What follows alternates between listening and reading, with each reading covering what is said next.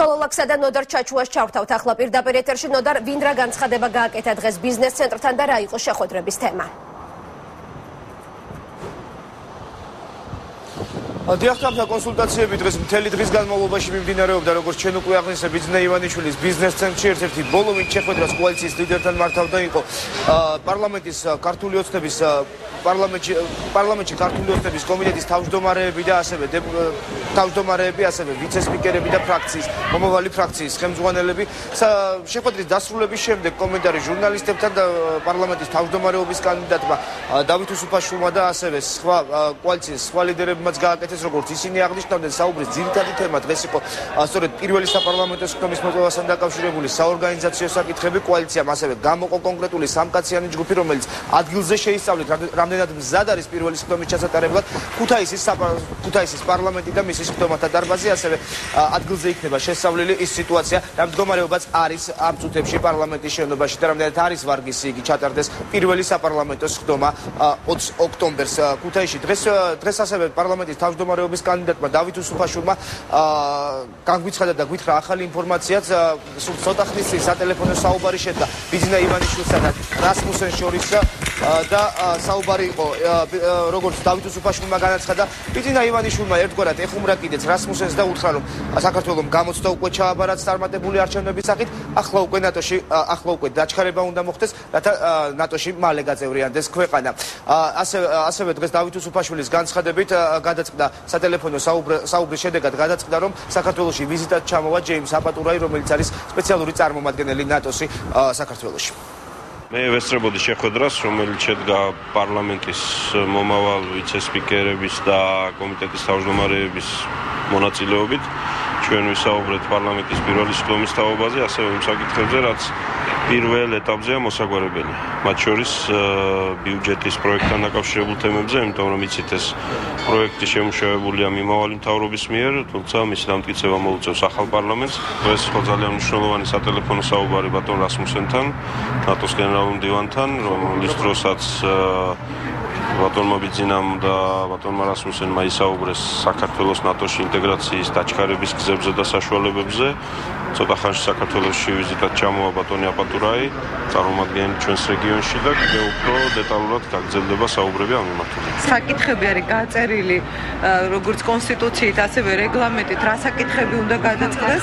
პირველ რიგში ეს არის სპიკერატის არჩევა, კომიტეტის თავმჯდომარეების საკითხის არჩევა. ჩვენ ორგანიზაციული საკითხები გავიარეთ, ბევრი სამუშაო საკითხია გადასაწყვეტი. დღეს ქონდა მსჯელობა ორგანიზაციულ საკითხებზე, რაც უკავშირდება პარლამენტის პირველი სხდომის ჩატარებას. შევძლებთ თუ არა სხდომის გამართვას? არის თუ არა ადგილი, რომ სადმე დავსხდეთ, ვიმუშაოთ? სად შეიძლება იცხოვროს ადამიანმა, როგორც პარლამენტის წევრმა, ასევე აპარატის თანამშრომლებმა. აპარატის თანამშრომელთა რაოდენობა არის სადღაც 600 კაცამდე.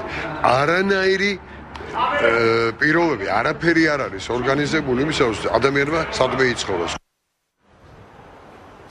ბიძინა ივანიშვილთან დღეს ასევე იმყოფებოდა მინისტრობის კანდიდატებიც, როგორც ისინი უკვე შეხვედრის დასრულების შემდეგ განცხადებებს აკეთებდნენ და ამბობდნენ, რომ ძირითადად ბიძინა ივანიშვილს ინფორმაცია მიაწოდეთ მათ უწყებებში არსებულ მდგომარეობასთან დაკავშირებით, თუ რა ხდება და რა ნაბიჯებია გადასათქმელი იმისთვის, რომ გარკვეული პრობლემები, რომელიც ამ უწყებებში არის, აღმოიფხვრას. როგორც დღეს ასევე მინისტრობის კანდიდატები დღეს იმასაც ამბობდნენ, რომ საუბარი შეეხო ასევე იმჯერ არ დასახელებული 6 მინისტრის თანამდებობას, რომელიც კოალიციის ლიდერს ჯერ არ დაუსახელებია, თუმცა როგორც მინისტრობის კანდიდატები აცხადებენ, მინისტრთა კაბინეტის ქართული ოცნების მინისტრთა კაბინეტის სრული შემადგენლობა რამდენიმე დღეში გახდება ცნობილი.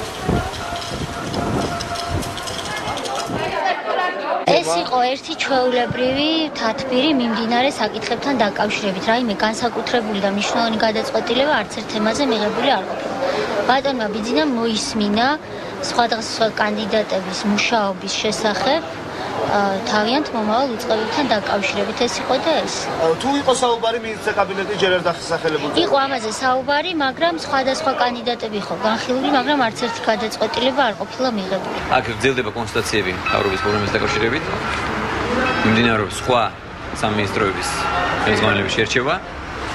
ასე რომ გრძელდება მუშაობა, რამდენიმე დღეში თქვენ სრულად წარგიდგენთ მინისტრთა კაბინეტის სრულ შემადგენლობას.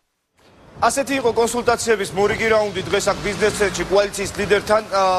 ეს მსგავსი არჩევნების შემდეგ მსგავსი ტიპის გაფართოებული შეხვედრა ქართული ოცნებისა კოალიცია ქართული ოცნებისა პირველად შედგა დღეს. დღეს თითქმის ყველა კოალიციაში შემავალი თითქმის ყველა პარტიის წარმომადგენელი ესწრებოდა ამ შეხვედრას. დღესვე ასევე ბიზნეს ცენტრში მთელი დღის განმავლობაში იმყოფებოდნენ, როგორც თქვენ უკვე იცით, უშიშროების მდივანი გიგა ბოკერია, ასევე ამერიკის ელჩი რიჩარდ ნორლანდი და ასევე აზერბაიჯანის სპეციალური ელჩი, თუმცა მათ ჩვენთან კომენტარი არ გაუკეთებიათ და შესაბამისად უცნობია, რასთან დაკავშირებით მიდიოდა საუბარი კოალიციის ლიდერთან ბიძინა ივანიშვილთან. მადლობ ნოდარ ბიძინა ივანიშვილთან მიმდინარე კონსულტაციებზე ნოდარ ჩაჩუა საუბრობდა პირდაპირ ეთერში.